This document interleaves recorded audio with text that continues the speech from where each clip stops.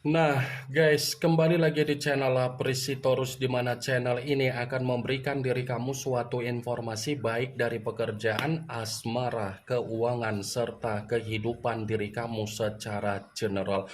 Sebelum saya memberikan suatu informasi dari berbagai aspek yang barusan saya katakan tadi, saya juga mengingatkan kepada teman-teman, informasi yang saya berikan terhadap diri kamu bukan suatu acuan untuk kamu ambil dan untuk kamu terima. Saya hanya bisa memberikan diri kamu suatu informasi berdasarkan kartu yang saya pegang ini. Diri kamu hanya bisa berencana terhadap kehidupan kamu, akan tetapi di balik dari informasi dan perencanaan tersebut, lagi-lagi yang menentukan adalah Sang Pencipta. Sebelum saya mengambil satu persatu kartu yang saya pegang ini secara acak, saya juga mengingatkan kepada teman-teman apabila ketemu dengan channel saya agar menekan tombol subscribe-nya dan menyalakan loncengnya supaya next video saya lebih semangat untuk memberikan suatu informasi baik terhadap kondisi energi kamu, manusia yang selama ini kamu prioritaskan, serta pihak ketiga dia. Oke Wageng, kali ini saya ingin mengarah terhadap diri kamu. Hanya sekedar ingin mengarah dan ingin mengetahui bagaimana situasi pembawaan energi yang kamu miliki untuk malam hari ini. Situasi apa yang ingin disampaikan oleh kartu yang saya pegang ini? Apakah ada gambaran yang bersifat positif atau memang justru kebalikannya? Kita langsung saja. Saya akan mengambil beberapa kartu, di mana kartu yang akan saya ambil nanti bisa saja bersifat resonate, bisa saja tidak bersifat resonate. Semuanya saya kembalikan terhadap pola pemikiran kamu, semuanya saya kembalikan terhadap situasi energi yang kamu miliki untuk saat ini.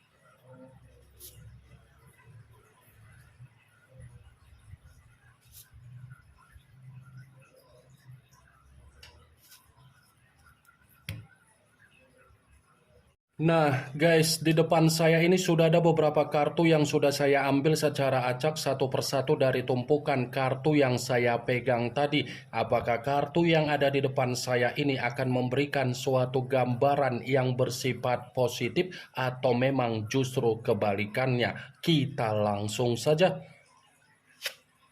Muncul kartu ini. Sekali lagi saya mengatakan muncul kartu yang saya pegang ini, di mana kemunculan kartu yang saya pegang ini seperti memberikan suatu isyarat atau gambaran, tetapi gambaran yang ingin saya sampaikan terhadap diri kamu, saya kembali untuk mengingatkan dan meminta tolong terhadap diri kamu, apa yang menjadi kebiasaan buruk kamu di masa lalu. Kebiasaan buruk tersebut harus kamu lepaskan. Ya, saya hanya sekedar meminta tolong terhadap diri kamu. Apa yang menjadi kebiasaan buruk kamu itu harus kamu lepaskan, wah geng. Dan jangan jadikan kebiasaan buruk kamu itu sebagai acuan untuk kamu ulangi untuk ke depan. Kalau kamu masih saja mengulangi apa yang menjadi kebiasaan buruk kamu itu, kamulah yang akan terjebak dengan situasi pemikiran di mana kamu tidak ada ketenangan. Kartu pertama yang saya pegang ini adalah kartu The Hangman, yang dimana kemunculan kartu ini selalu saya katakan sebagai kartu dalam kondisi yang terbalik. Kepala di bawah, kaki di atas. Kalau seandainya saya mencoba untuk menarik dari kondisi kepala di bawah, ini ada kaitannya ketika saya mencoba untuk meminta tolong terhadap diri kamu dari apa yang menjadi kebiasaan buruk kamu dari situasi di masa lalu. Saya yakin dan saya percaya kebiasaan buruk yang selama ini kamu lakukan sudah menjebak diri kamu dalam suasana di mana kamu benar-benar tidak dihargain, dan untuk saat ini kamu pun merasa direndahkan. The Hangman, ubah kondisi tersebut di mana kamu mengubah kebiasaan buruk kamu dengan cara pemikiran yang bersifat positif. Mungkin kamu akan bertanya-tanya, kebiasaan buruk apa yang saya maksud? Kebaikan kamu, kepercayaan kamu, ketulusan kamu, tanggung jawab kamu, rasa simpati dan empati kamu, tangisan kamu, perjalanan komitmen kamu. Itu adalah contoh kebiasaan buruk yang selama ini selalu saja kamu ulang-ulangi, padahal kamu sadar ketika kamu memberikan apa yang menjadi kepercayaan kamu terhadap orang lain selalu mengkhianati apa yang menjadi kepercayaan kamu tersebut. Sebagai salah satu contoh dari apa yang menjadi perkataan saya tadi dari kebiasaan buruk kamu, itu ada kaitannya dari perjalanan komitmen kamu. Kenapa? Contohnya dari perjalanan komitmen kamu, kalau saya katakan kamu itu sadar diperlakukan secara tidak baik, sebenarnya kamu sadar. Tetapi kesadaran yang kamu rasakan dari pola pemikiran kamu itu tidak mampu untuk mengendalikan apa yang menjadi kondisi perasaan kamu, karena memang perasaan kamu yang lebih mendominasi untuk mengendalikan apa yang menjadi kesadaran kamu. Ya kan? Saya yakin dan saya percaya perasaan kamu itu seperti masih menunggu kapan manusia itu ada perubahan, kapan manusia itu bisa bertutur kata secara sopan, kapan manusia itu memperlakukan diri saya secara baik, padahal saya sudah memperlakukan manusia itu secara baik. Perasaan kamu kan yang terlalu kamu pentingkan. Perasaan kamu kan yang selalu membuat diri kamu menangis. Perasaan kamu kan yang selalu mengarahkan diri kamu dalam situasi di mana kamu memikul beban kamu. Perasaan kamu kan yang selalu membuat diri kamu merasa menyesal dan bertanya-tanya, komitmen seperti apa yang sedang saya jalankan, komitmen seperti apa yang sedang saya pertahankan, dan komitmen seperti apa yang sedang saya prioritaskan ini. Ini The Hangman. Kamu bisa membayangkan sendiri kondisi diri kamu dalam situasi yang terbalik. Kamu kepala, dia kaki. Sekuat apapun kamu mencoba untuk memberikan apa yang menjadi nasihat terhadap manusia, itu belum tentu nasihat kamu itu bisa diterima oleh manusia itu, karena memang karakter dia terlalu sombong. Sekuat apapun diri kamu mencoba untuk mengalah, belum tentu manusia itu mengerti kenapa kamu bisa mengalah terhadap diri dia. Sekuat apapun kamu mencoba untuk merendahkan apa yang menjadi harga diri kamu, belum tentu manusia itu memahami apa yang menjadi kondisi harga diri kamu. Dan bisa saja kan, ketika kamu melakukan apa yang menjadi perjalanan komitmen kamu, harga diri kamu sudah terlalu direndahkan oleh manusia itu.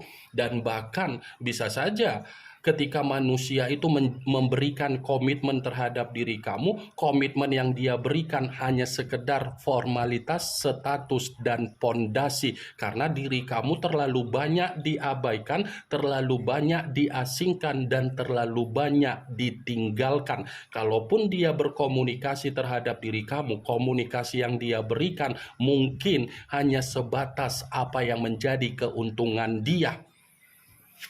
Muncul kartu Ten of Wands, yang dimana kemunculan kartu ini berbicara secara tongkat, tetapi tongkat tersebut terdiri dari 10 tongkat. Kalau seandainya saya mencoba untuk menarik satu tongkat dari ke-10 tongkat tersebut, coba kamu perhatikan bagaimana situasi gambarnya. Seseorang yang memikul, tetapi apa yang dipikul ini mencerminkan ada beban, ada intimidasi, ada keterpurukan, ada keruntuhan, tetapi bersifat mental dan batin. Apa yang barusan saya katakan, kalau kartu ini saya kaitkan dengan kemunculan kartu pertama, yang dimana masih berbicara secara perjalanan komitmen kamu, bukan hanya harga diri kamu saja yang sudah direndahkan oleh manusia itu secara batin, secara mental, secara keuangan, dan secara kesehatan. Kamu sudah benar-benar diruntuhkan oleh manusia itu. Kalau dibilang kamu memaksakan diri untuk mempertahankan komitmen kamu, iya, kamu terlalu memaksakan diri. Tetapi ketika kamu memaksakan diri untuk mempertahankan komitmen kamu, lagi-lagi manusia itu tidak memperdulikan apa yang menjadi tindakan kamu. Muncul kartu Four of Pentacles, yang dimana kemunculan kartu ini berbicara secara koin, tetapi koin tersebut terdiri dari 4 koin. Kalau seandainya saya mencoba untuk menarik satu koin dari keempat koin tersebut, coba perhatikan satu koin di mana keberadaannya. Coba perhatikan di mana keberadaan satu koin yang barusan saya katakan. Satu koin tersebut dipeluk. Dipeluk dalam arti apa? Kartu ini seperti mendukung dari kedua kartu sebelumnya, tetapi masih berbicara dari perjalanan komitmen kamu. Kenapa? Secara harga diri kamu sudah direndahkan, secara mental dan batin kamu sudah diruntuhkan, secara tanggung jawab manusia itu pelitnya nazubillah min jalim. Itu secara tanggung jawab. Kalau saya katakan secara waktu, mungkin dia lebih banyak menyibukkan dunianya sendiri daripada bertutur kata terhadap diri kamu. Muncul kartu Page of Wands, yang dimana kemunculan kartu ini masih berbicara secara tongkat. Tongkat dalam arti apa? Masih ada kaitannya dari kartu sebelumnya. Kenapa? Manusia itu bukan hanya secara tanggung jawab pelit, tetapi dia ini pun karakternya seperti kekanak-kanakan. Karakter dia ini seperti kekanak-kanakan, lebih banyak dia yang dimengerti, tetapi dia tidak mau mengerti bagaimana keadaan kamu. Lebih banyak manusia itu untuk dipahami, tetapi dia pun tidak mencoba untuk memahami kondisi kamu. Sudah kamu yang lebih banyak memberikan pengertian terhadap diri dia, tetapi dia suka tebar-tebar pesona, sisi friendly-nya sangat luar biasa, dan masih menjelajahi apa yang menjadi kebebasan dia dan berpetualang dia. Muncul kartu King of Pentacles, yang dimana kemunculan kartu ini berbicara secara koin, tetapi koin tersebut raja yang memegang satu koin. Koin yang saya pegang ini masih mendukung dari perjalanan komitmen kamu. Kenapa lagi-lagi perjalanan komitmen kamu? Kamu dihadapkan dengan orang yang terlalu toksik. Kamu dihadapkan dengan orang yang terlalu manipulatif, dan kamu hanya dijadikan sebagai sumber penghasilan dia, ATM berjalan dia, wah geng. Kamu itu hanya sebagai donatur di dalam kehidupan dia. Sekalipun kamu mengatakan komitmen kamu bersifat sakral, belum tentu kesakralan itu dia jaga total. King of Pentacles, secara karakter manusia itu egois, serakah, dan suka menggiring berbagai opini seakan-akan dia yang tersakiti, padahal dia yang sudah menyakiti diri kamu.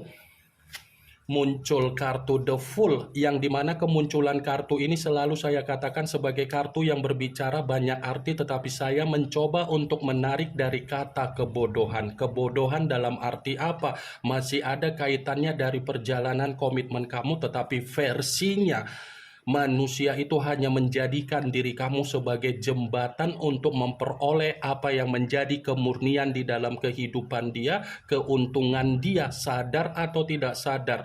Kamu hanya dijadikan sebagai jembatan untuk mendapatkan apa yang menjadi keuntungan dia.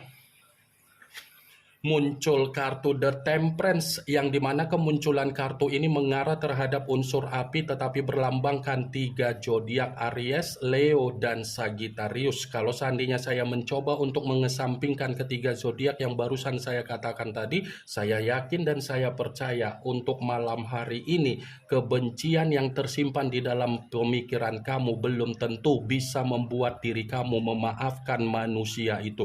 Dan kemungkinan besar kalau manusia itu mencoba untuk memberikan suatu komunikasi kembali terhadap diri kamu, bisa saja komunikasi tersebut belum tentu bisa kamu respon karena kamu sudah tidak mau lagi untuk diuji secara kesabaran kamu. Muncul kartu Eight of Cups, yang dimana kemunculan kartu ini berbicara secara cawan, tetapi cawan tersebut terdiri dari 8 cawan. Kalau seandainya saya mencoba untuk menarik satu cawan dari ke-8 cawan tersebut, saya rasa manusia yang selama ini kamu banggakan benar-benar terlalu toksik. Dia yang pergi meninggalkan diri kamu, tetapi kondisinya dia yang memutarbalikkan bagaimana situasi yang dia perlakukan. Dia yang menyakiti diri kamu, tetapi dia berani menggiring opini seakan-akan dialah yang mendapatkan situasi penderitaan secara komitmen ketika bersama dengan diri kamu. Jadi inilah yang menjadi alasan ketika saya mengatakan kalau manusia itu pergi dari kehidupan kamu, silakan katakan terhadap diri dia. Karena sekuat apapun kamu mencoba untuk mempertahankan manusia itu, toh juga karakternya sudah merugikan diri kamu. Ingat, apa yang barusan saya katakan bukan berarti saya ingin memberikan diri kamu sugesti agar pemikiran kamu bermain secara perkataan saya tadi. Semua kembali bagaimana situasi pemikiran kamu untuk memberikan suatu reaksi dari ucapan saya. Ini yang ingin saya sampaikan terhadap diri kamu dari berbagai kartu yang saya pegang ini. Yang positif ambil, yang negatif buang. Sekian dulu informasinya. Salam kartu tarot, salam zodiak.